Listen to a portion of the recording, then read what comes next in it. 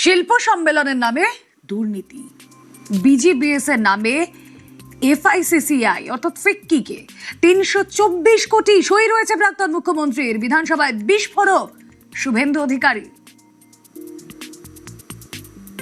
এই সরকার দেশের সংবিধান প্রধানমন্ত্রী নরেন্দ্র মোদীজির দেখানো পথ তাতেই চলে, বিকাশও হবে, विरासत হবে, और सबका साथ सबका विकास भी होगा, सबका हिसाब भी होगा। আপনার নেত্রী কি করেছে কাণ্ড কারখানা দেখবেন, খুব বড় বড় কথা বলেন না। এই ৩২৪.৭৩ কোটি টাকা ফিকিকে দিয়েছেন, দেখবেন প্রাক্তন মুখ্যমন্ত্রী মমতা ব্যানার্জি সই, প্রাক্তন মুখ্যমন্ত্রী সই দেখবেন নাকি? ৩২৪ কোটি, এ তো হিমশৈলের চূড়া মাত্র।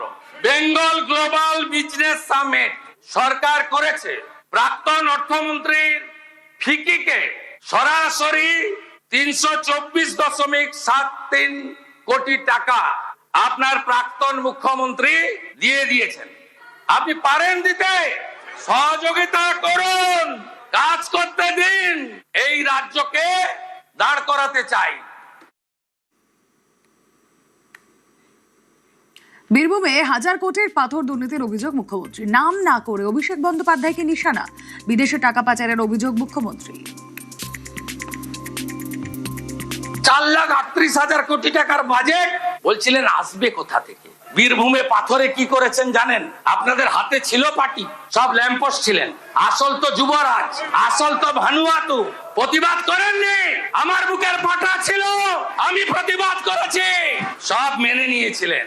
১ বছরে বীরভূমের পাথর থেকে রেভিনিউ দিয়েছেন ৬০ কোটি টাকা, আর আমরা ৯ মে শপথ নেওয়ার পরে ১ মাসে রেভিনিউ দিয়েছি ৮৩ কোটি টাকা। ৮৩ গুণিতক ১২০০ কোটি।